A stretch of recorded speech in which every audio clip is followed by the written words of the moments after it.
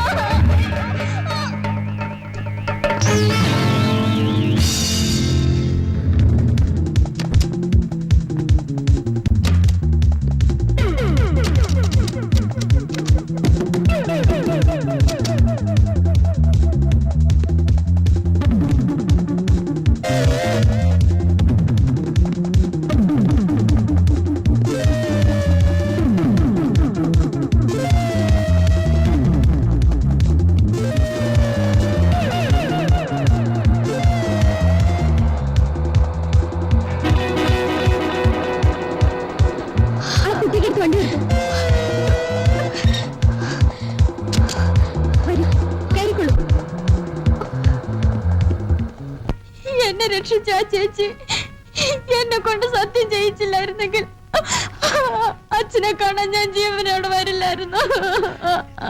അറിഞ്ഞുകൊണ്ട് ചെയ്യുന്ന തെറ്റാണ് മോളെ പാപം. നീ പാപിയല്ല എന്റെ പൊന്നു മോളെ.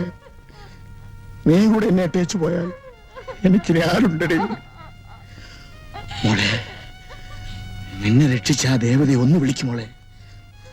ഞാനൊന്ന് നന്ദിയെങ്കിലും പറഞ്ഞോട്ടെ.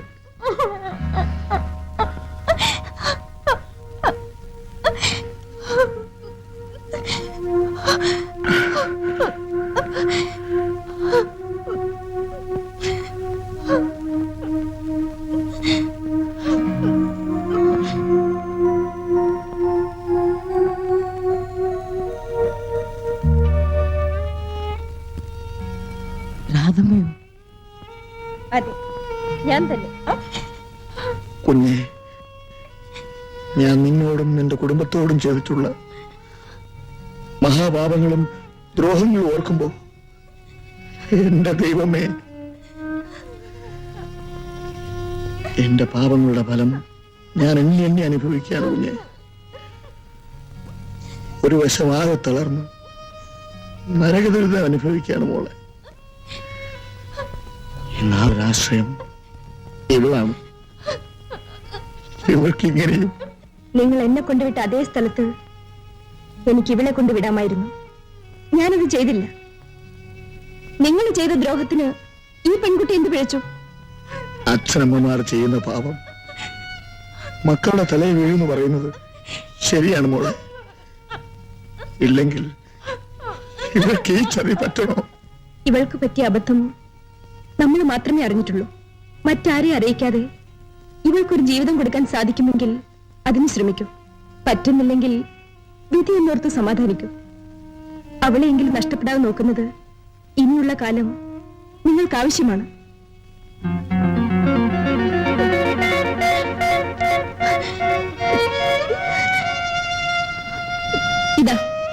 കുറച്ച് പണം.